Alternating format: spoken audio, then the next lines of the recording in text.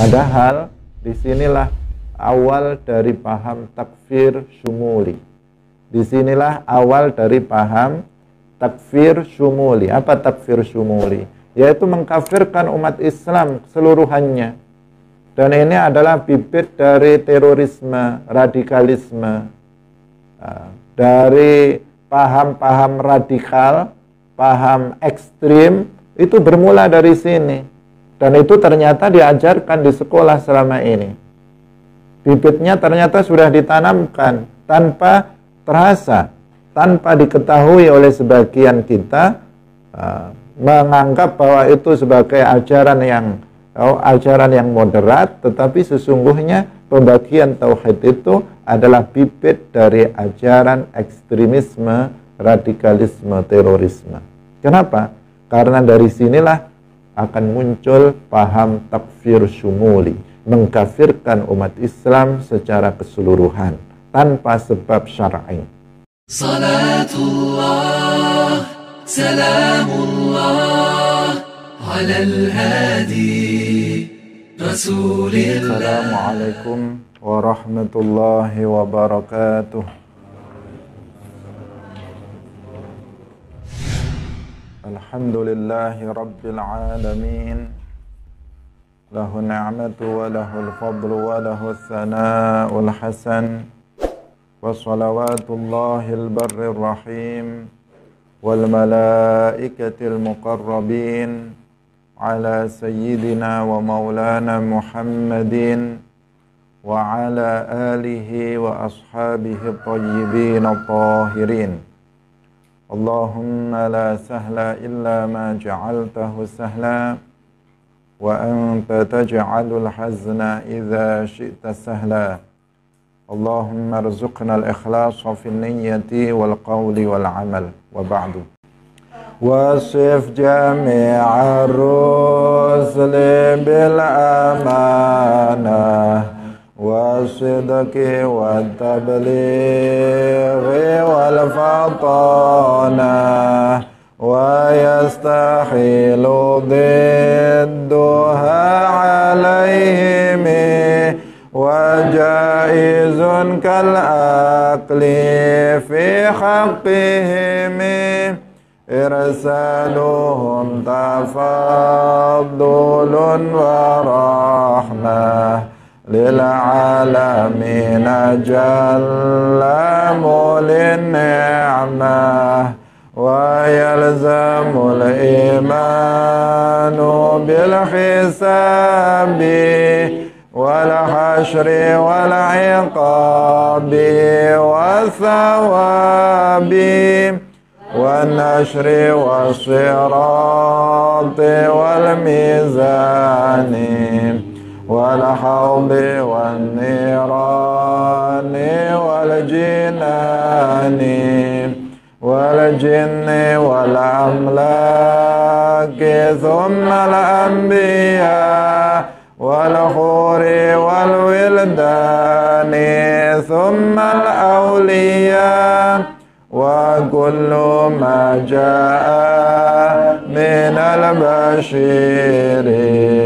min kulli hukmin sara kadaruri wa yantawi fi kilmatil islami ma qad madha min sairil ahkami fa'akthiran min dhikriha bil adabi tarqa bihadha dhikri ala rutabi wa ghalli bil khawfa ala rajai wasir li maulaka bila tanaim.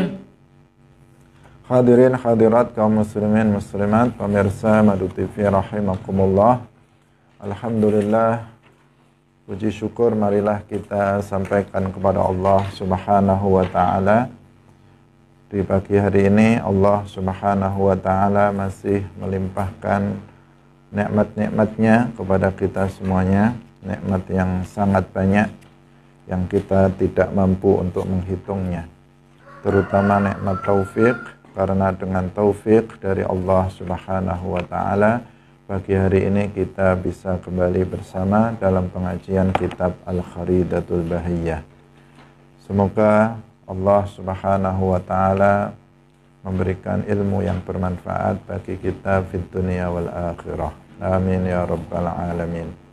Shalawat dan salam semoga tetap terlimpahkan kepada Nabi Agung Nabi Muhammad sallallahu alaihi wasallam, para sahabatnya, keluarganya, serta seluruh umat Islam yang mengikuti beliau ila yaumil qiyamah.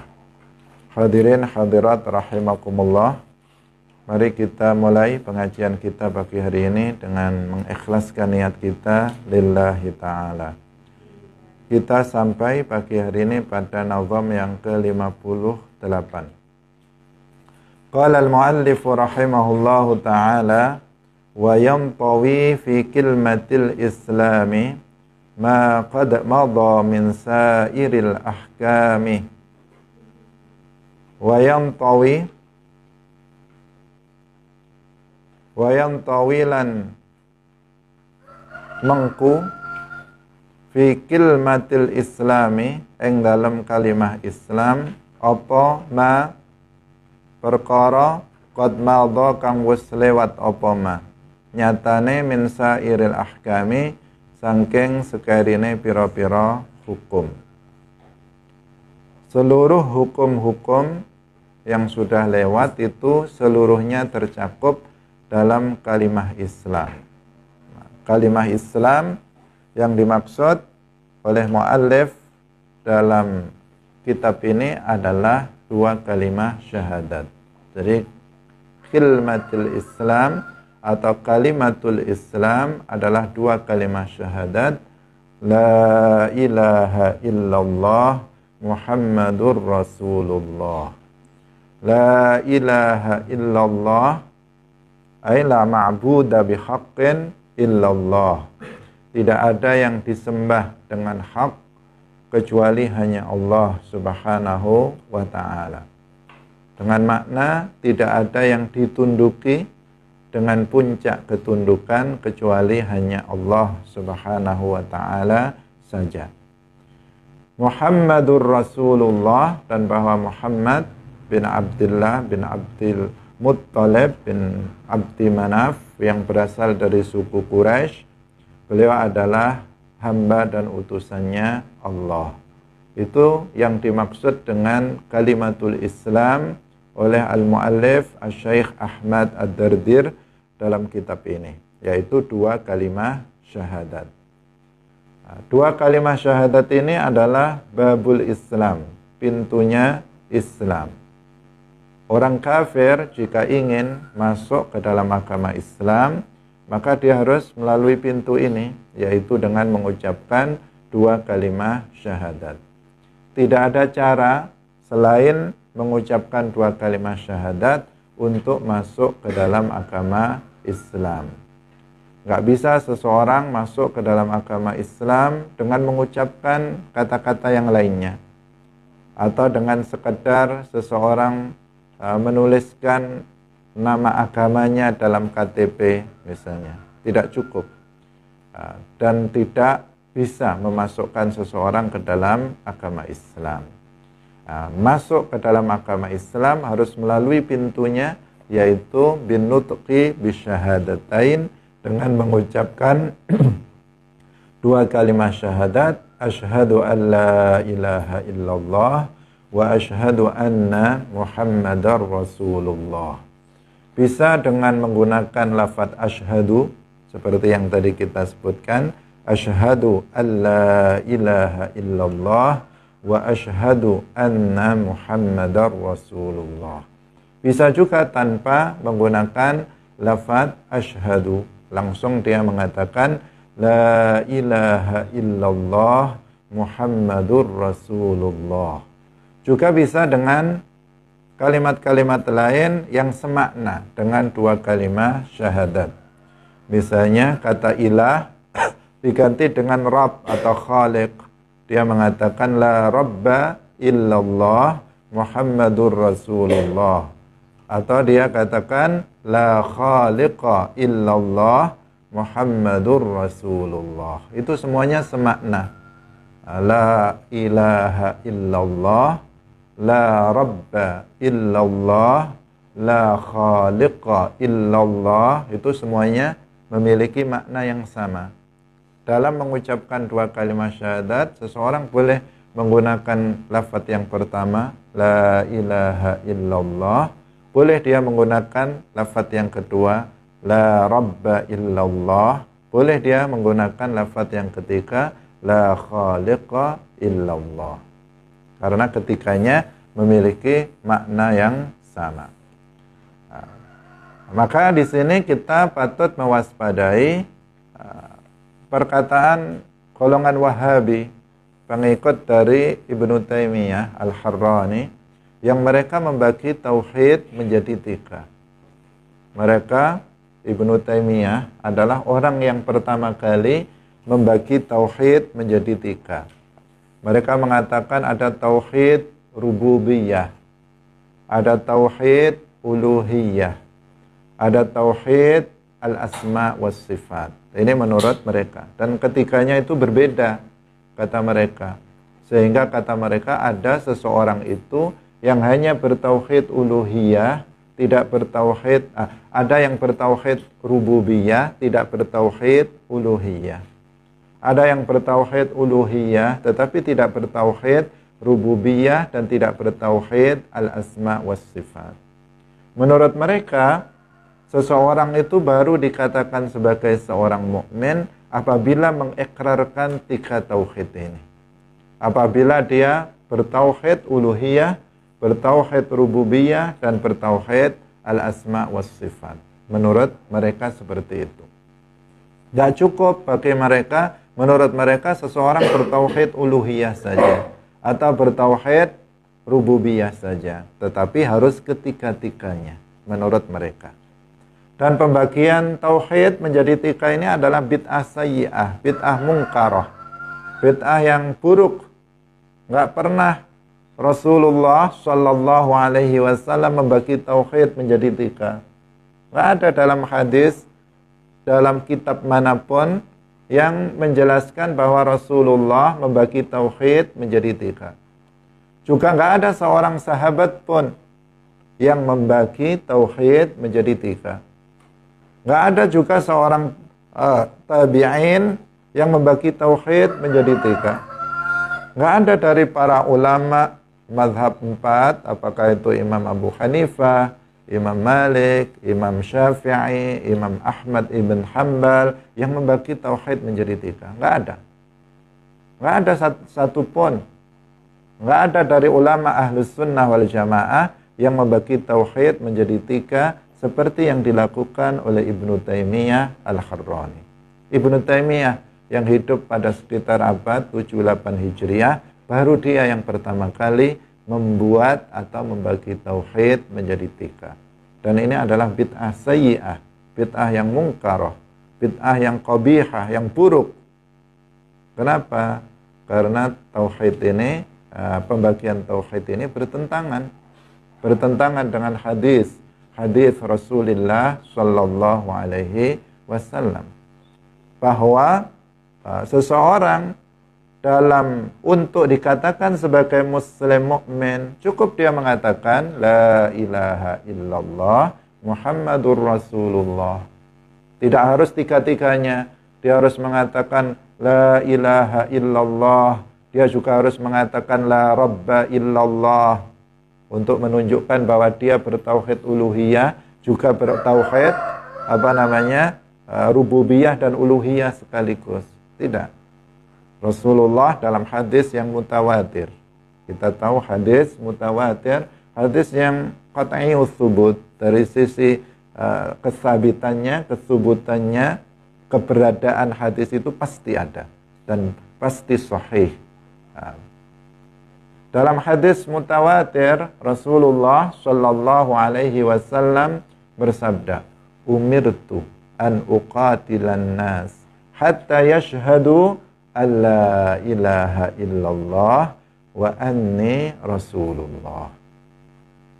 Apa kata Rasulullah? Umirtu an uqatilan nas. Saya diperintahkan untuk memerangi manusia sampai mereka hatta yashhadu, sampai mereka bersyahadat. Apa syahadatnya? Hatta yashhadu alla ilaha illallah wa anni rasulullah. Cukup seperti itu, mengucapkan 2 kalimat syahadat dengan lafaz la ilaha illallah Muhammadur Rasulullah. Rasulullah dalam hadis ini, hadis mutawatir ini, tidak mengatakan hatta yashhadu alla ilaha illallah wa alla rabba illallah Muhammadur Rasulullah. Tidak mengatakan begitu. Kenapa? Ya karena sudah cukup seseorang untuk dikatakan muslim, seseorang untuk dikatakan mukmin, cukup dia mengatakan la ilaha illallah Muhammadur Rasulullah. Tidak ada perbedaan antara uluhiyah dan rububiyah. Tidak ada perbedaan, tidak bisa dipisahkan antara uluhiyah dan rububiyah. Ketika seseorang meyakini ketuhanan Allah, artinya dia meyakini rububiyahnya Allah. Hadirin hadirat rahimakumullah. Apabila kita membaca definisi yang dibuat oleh orang Wahabi dalam membagi tauhid menjadi 3, memang seakan-akan tidak ada masalah dari sisi definisi. Tidak ada masalah dari sisi definisi, pengertian. Karena menurut mereka, tauhid rububiyah itu artinya meyakini bahwa tidak ada pencipta selain hanya Allah. Tidak ada pengatur alam semesta ini kecuali hanya Allah. Dan itu benar. Memang tidak ada pencipta selain hanya Allah. Memang tidak ada pengatur alam semesta ini secara hakiki kecuali hanya Allah. Tidak ada masalah dengan keyakinan seperti ini. Tauhid uluhiyah artinya bahwa tidak ada yang disembah dengan hak kecuali hanya Allah. Dan itu betul. Memang tidak ada yang disembah dengan hak kecuali hanya Allah Subhanahu wa ta'ala. Tauhid al-asma was sifat, menurut mereka bahwasanya Allah Subhanahu wa ta'ala memiliki asma, memiliki sifat. Sama dengan kita juga meyakini Allah memiliki asma, memiliki sifat yang layak baginya. Tetapi yang bermasalah adalah di balik itu semua, dan yang bermasalah adalah ketika membedakan antara uluhiyah dan rububiyah. Mereka membedakan antara keduanya, dan bahwa iman seseorang itu tidak cukup apabila hanya bertauhid dengan salah satu dari ketiganya. Sementara kita mengatakan orang yang bertauhid rububiyah ya bertauhid uluhiyah, ya bertauhid al-asma was sifat, tidak ada bedanya ketiganya, tidak ada perbedaannya. Boleh seseorang mengatakan la ilaha illallah atau la rabba illallah atau la khaliqa illallah, tidak ada perbedaan di antara ketiganya. Karena seseorang yang meyakini bahwasanya Allah Subhanahu wa ta'ala itu pencipta alam semesta ini, seseorang yang meyakini bahwasanya Allah Subhanahu wa ta'ala itu pengatur alam semesta ini, maka dia pasti beribadah kepadanya. Kenapa kita beribadah kepada Allah? Kenapa kita hanya beribadah kepada Allah? Karena Allah adalah pencipta alam semesta ini. Karena Allah adalah pengatur alam semesta ini. Karena itulah hanya Allah yang berhak untuk diibadahi.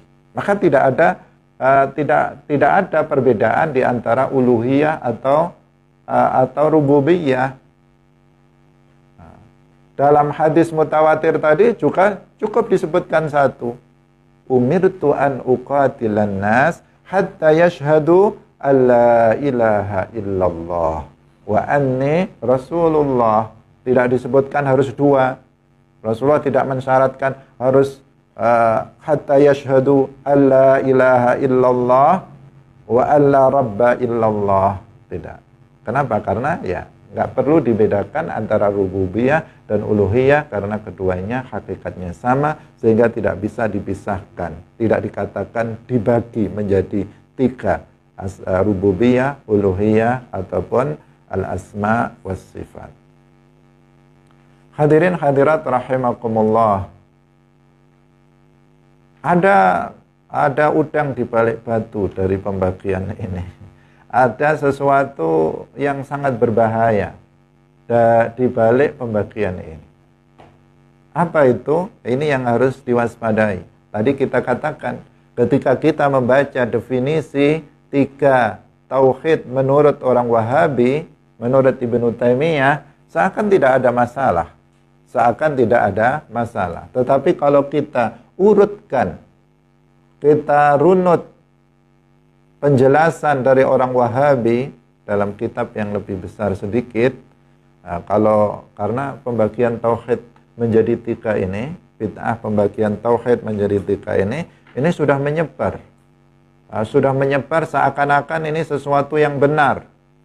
Menyebar ada di sekolah-sekolah, mulai dari tingkat SD, ibtidaiyah, sanawiyah, SMP, SMA, aliyah, bahkan sampai di perguruan tinggi. Yang namanya bid'ah pembagian tauhid menjadi 3, rububiyah, uluhiyah, al-asma was sifat, itu sudah sesuatu yang lumrah, seakan-akan itu benar. Seakan-akan jika dikatakan itu salah, yang menyalahkan itu salah. Seakan-akan sudah seperti itu. Saking apanya? Saking umumnya. Sampai orang kita Ahlus Sunnah wal Jamaah juga mengatakan hal yang sama. Karena ketidaktahuannya bahwa pembagian tauhid yang seperti itu nggak ada dalam Al-Quran, nggak ada dalam hadis, nggak dikatakan oleh para sahabat, nggak dikatakan oleh tabi'in. Ibnu Taimiyah pertama kali dia yang membuat bid'ah tersebut. Tetapi karena sudah Karena sudah kaprah, sudah ada di mana-mana, ada dalam buku-buku khutbah, ada dalam buku-buku diktat di sekolah, ada di LKS dan sebagainya, di buku-buku keislaman, sehingga orang kemudian menganggap bahwa tidak ada masalah dengan pembagian tauhid menjadi 3. Padahal disinilah awal dari paham takfir syumuli. Disinilah awal dari paham takfir syumuli. Apa takfir syumuli? Yaitu mengkafirkan umat Islam seluruhannya. Dan ini adalah bibit dari terorisme, radikalisme, dari paham-paham radikal, paham ekstrim, itu bermula dari sini. Dan itu ternyata diajarkan di sekolah selama ini. Bibitnya ternyata sudah ditanamkan tanpa terasa, tanpa diketahui oleh sebagian kita, menganggap bahwa itu sebagai ajaran yang moderat, tetapi sesungguhnya pembagian tauhid itu adalah bibit dari ajaran ekstremisme, radikalisme, terorisme. Kenapa? Karena dari sinilah akan muncul paham takfir syumuli, mengkafirkan umat Islam secara keseluruhan tanpa sebab syar'i. Kenapa? Dari tauhid, konsep tauhid rububiyah, orang Wahabi sangat aneh. Mereka mengatakan bahwa Abu Jahal dan Abu Lahab itu lebih murni tauhidnya dibandingkan dengan umat Islam yang mengucapkan la ilaha illallah Muhammadur Rasulullah, tetapi mereka bertawassul dan bertabarruk dengan wali dan nabi. Abu Jahal, Abu Lahab, kata mereka, itu apa? Akhlasu imanan, lebih murni imannya, tauhidnya lebih mantap dibandingkan dengan umat Islam yang mengucapkan 2 kalimat syahadat, tetapi mereka bertawassul dan bertabarruk, beristighosah dengan nabi dan wali. Kenapa menurut mereka Abu Jahal, Abu Lahab itu bertauhid? Nah, padahal jelas Abu Lahab sudah ada nasnya dalam Al-Quran, dia akan masuk neraka. Tetapi orang Wahabi menyebutnya dia bertauhid. Tauhid uluhiyah, tauhid rububiyah. Abu Jahal itu bertauhid rububiyah. Abu Lahab itu bertauhid rububiyah, tapi nggak bertauhid uluhiyah. Menurut mereka. Nah, orang yang bertawasul dan bertabaruk dengan para wali dengan para nabi itu juga sama dengan Abu Jahal, Abu Lahab, bahkan lebih parah menurut mereka. Tauhidnya cuman rububiyah saja, tidak bertauhid uluhiyah. Nah, jadi dengan konsep tauhid uluhiyah, kemudian orang-orang Wahabi ini mengkafirkan semua umat Islam yang bertawassul, bertabarruk, dan beristighosah dengan para nabi dan para wali. Padahal yang bertawassul, bertabarruk itu mayoritas umat Islam di seluruh dunia pasti melakukan tawassul, tabarruk, istighosah dengan nabi dan wali. Sejak dulu, sejak zaman sahabat, Rasulullah pun sudah mengajarkan tawassul. Sudah kita sampaikan dalam pertemuan sebelumnya bahwa Rasulullah mengajarkan doa tawassul kepada seorang sahabat yang buta.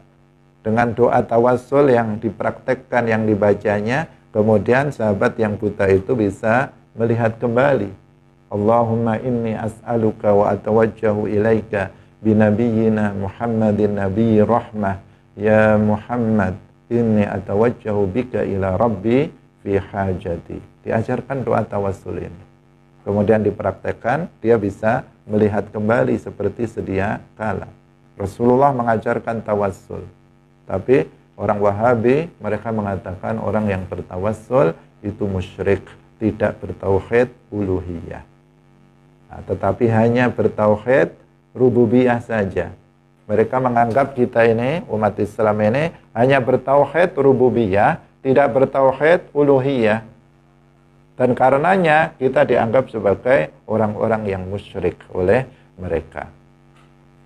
Jadi ada istilah baru bagi mereka. Kalau kita mengatakan orang yang bertauhid, ya artinya tidak mukmin.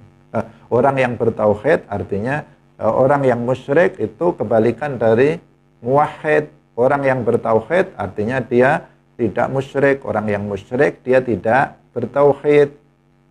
Saya ulangi lagi. Kita mengatakan muwahhid itu kebalikan musyrik. Orang yang mentauhidkan Allah berarti dia beriman kepada Allah, dia tidak mensyirikkan Allah. Seperti itu. Sedangkan orang Wahabi mereka mengatakan ada orang itu mukmin musyrik. Mukmin dan musyrik. Mukmin sekaligus musyrik, sesuatu yang bertentangan. Dia muwahhid musyrik. Muwahhid musyrik. Siapa muwahhid musyrik itu? Padahal musyrik sama muwahhid itu apa? Antonim, dia kebalikan. Kebalikan.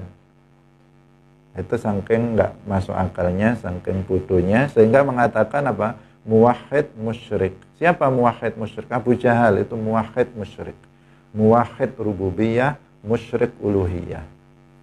Kemudian orang-orang mukmin seperti kita, ini yang bertawassul, bertabarruk dengan nabi wali, itu yang dikatakan muwahhid musyrik.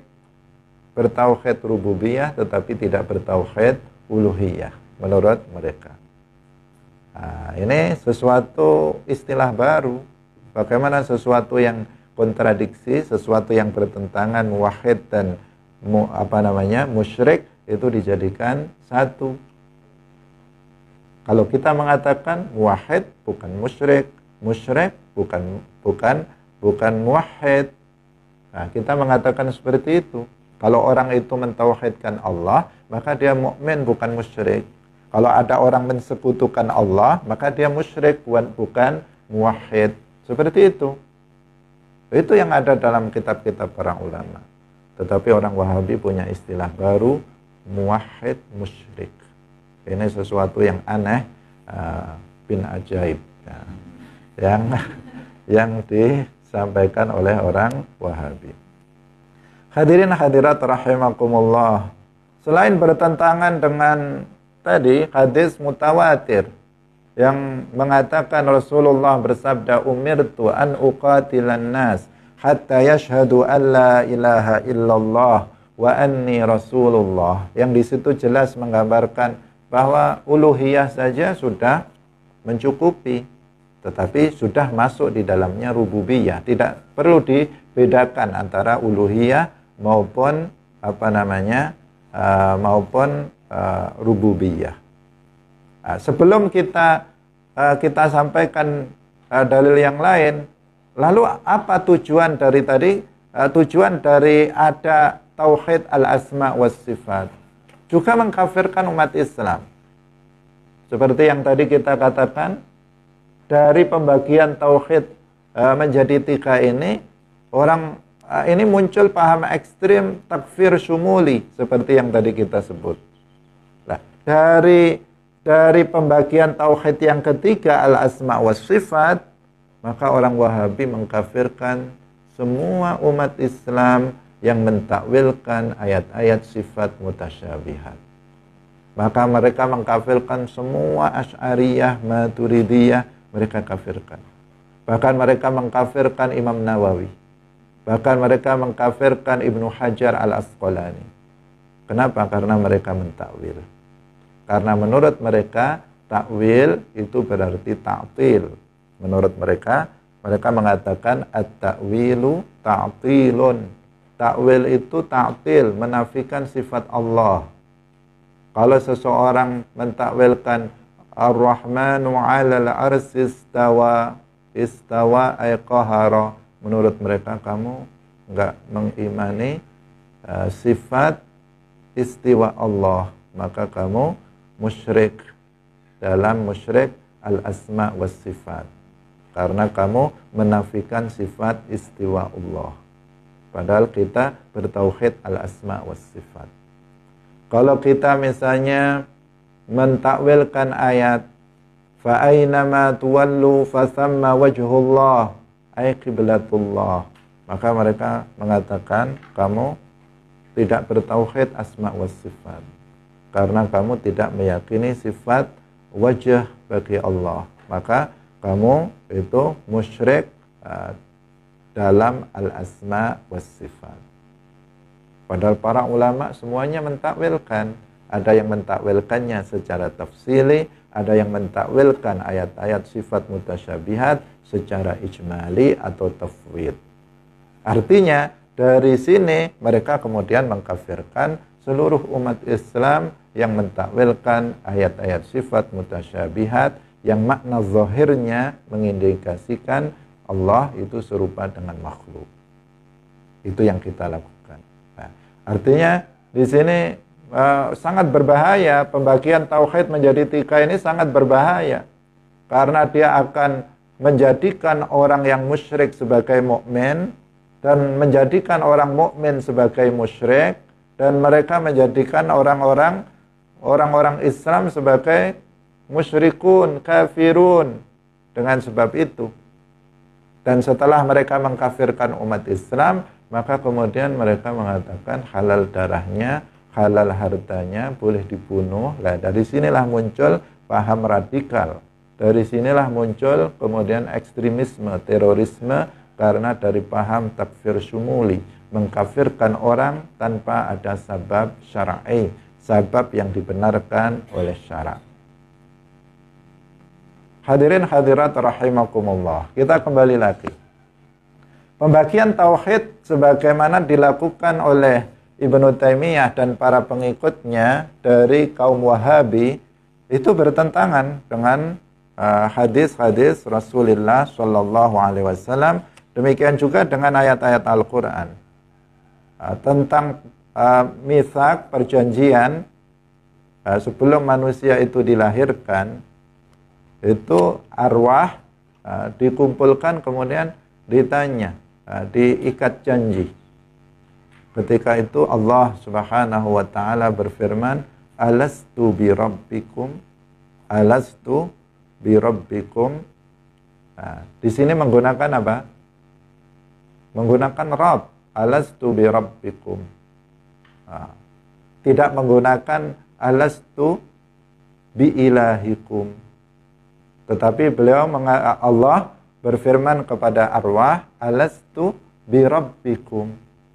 Jika seandainya Rabb atau uluhiyah, rububiyah atau uluhiyah itu tidak cukup, harus dua-duanya, maka pastilah Allah berfirman, alastu bi rabbikum wa alastu bi ilahikum. Dua-duanya dipakai. Tetapi apakah seperti itu? Tidak, cuman alastu birabbikum. Nah, demikian juga dalam hadis yang menjelaskan tentang pertanyaan malaikat munkar dan nakir kepada ahlul kubur. Ditanya apa pertanyaan malaikat munkar nakir? Man rabbuka? Tidak man ilahuka, atau tidak dua-duanya. Man rabbuka wa man ilahuka, tidak ditanya seperti itu.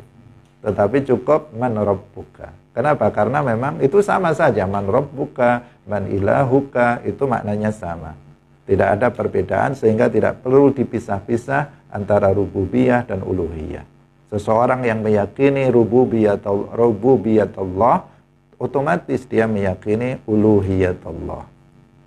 Nah, kenapa kita meyakini bahwa hanya Allah yang berhak untuk disembah? Ya karena dia Rabb, karena dia Khaliq, karena dia mudabbir. Karena itulah maka kita hanya beribadah kepada Allah Subhanahu wa ta'ala. Maka nggak ada orang yang kemudian mereka meyakini bahwa Allah itu Tuhan, meyakini bahwa Allah itu pencipta, kemudian tidak beribadah kepadanya. Nggak ada.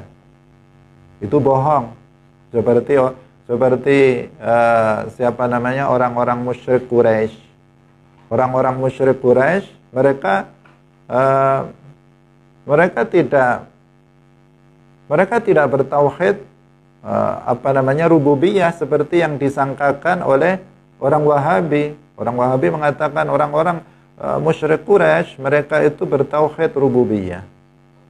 Itu nggak masuk di akal. Bagaimana mereka meyakini Allah itu pencipta, Allah itu pengatur alam semesta, tetapi kemudian mereka tidak menyembahnya, tetapi menyembah sesuatu yang selainnya yang dia tahu itu bukan pencipta alam semesta ini.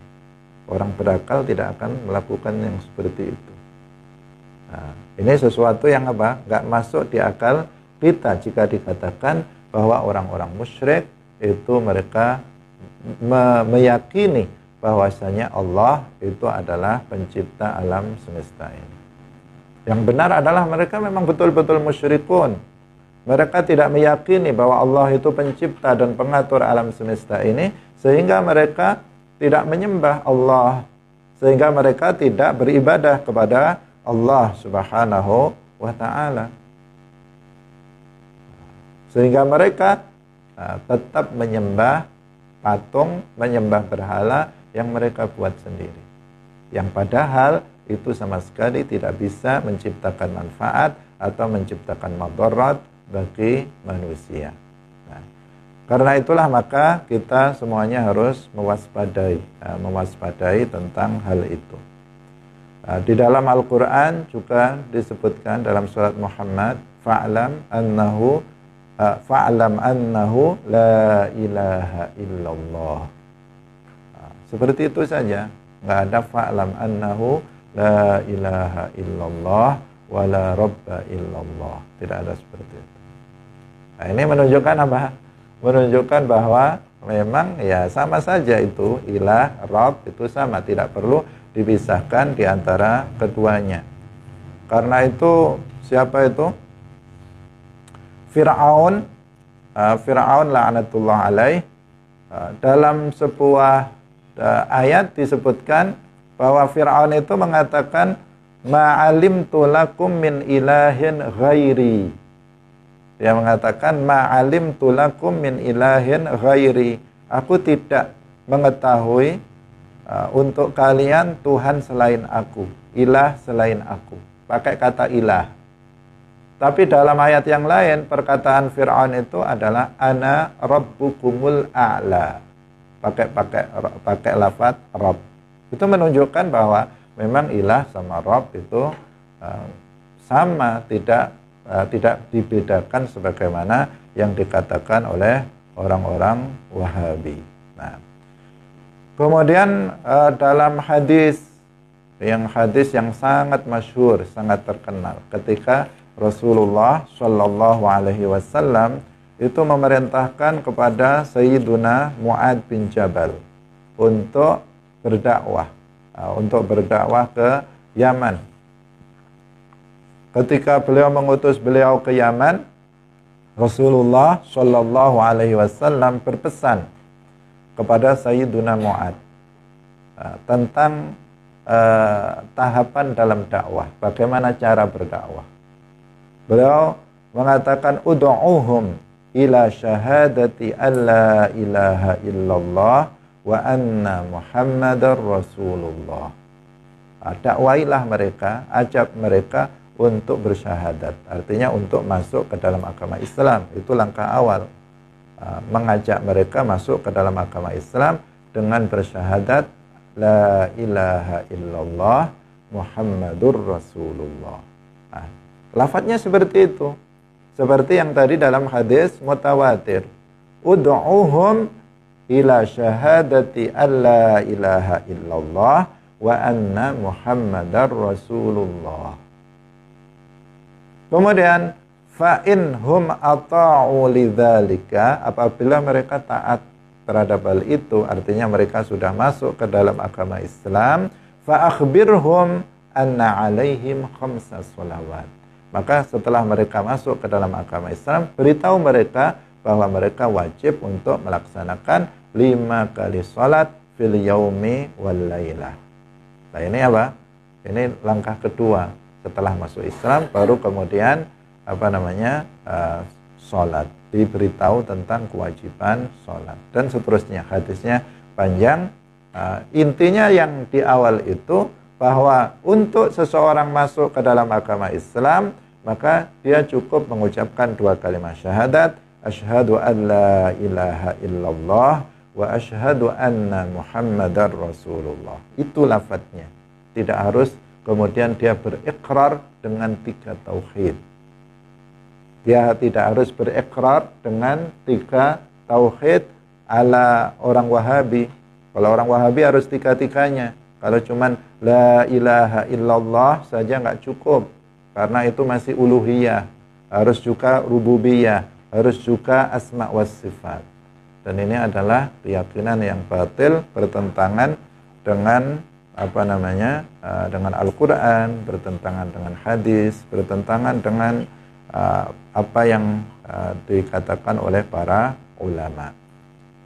Dan ini adalah murni bid'ah dari Ibnu Taimiyah. Ibnu Taimiyah yang pertama kali membuat bid'ah sesat ini. Mereka sering menuduh kita sebagai ahlul bid'ah, tetapi mereka sendiri ahlul bid'ah. Bahkan bid'ah yang dibuat oleh orang Wahabi itu jauh lebih berbahaya. Bid'ah yang kita buat itu bid'ah dalam amaliyah, itu pun tergolong sebagai bid'ah hasanah. Sementara bid'ah yang dibuat oleh orang Wahabi itu bid'ah fil aqidah, bid'ah dalam aqidah. Nggak ada Rasulullah mengatakan Allah itu jisim, tetapi mereka mengatakan Allah jisim. Nggak ada dalam Al-Quran, dalam hadis yang mengatakan Allah itu duduk di atas arsy. Mana ada? Nggak ada. Kamu cari dari awal sampai akhir Al-Quran, kamu cari hadis dari awal sampai akhir, nggak akan ketemu lafaz yang mengatakan Allah itu duduk di atas arsy. Hadis dhaif pun nggak akan ketemu. Yang mengatakan bahwa Allah itu duduk. Yang ada Ar-Rahmanu 'alal arsy istawa. La istawa bukan jalasa artinya. Bukan hanya jalasa, maknanya banyak, lebih dari 15 makna. Jadi nggak ada ayat Al-Quran yang menunjukkan Allah itu jalasa, qa'ada, nggak ada. Hadis juga nggak ada. Artinya apa? Bid'ah itu. Bid'ah yang dibuat oleh orang Wahabi. Nah, karena itulah maka kita semuanya harus mewaspadai terhadap ahlul bid'ah dalam akidah, yaitu kelompok Wahabiyah, pengikut Muhammad bin Abdul Wahhab. Hadirin hadirat yang dirahmati oleh Allah Subhanahu wa ta'ala. Ini beberapa hal yang perlu kita jelaskan pada pagi hari ini. Kita cukupkan pengajian kita pada pagi hari ini karena sesuatu hal insya Allah besok akan kita lanjutkan kembali pengajian dari lanjutan masih tentang dua kalimat syahadat. Barakallahu fikum wallahu muwaffiq ila aqwamit thariq. Wassalamualaikum warahmatullahi wabarakatuh. Salatullah salamullah ala al-hadi Rasulillah.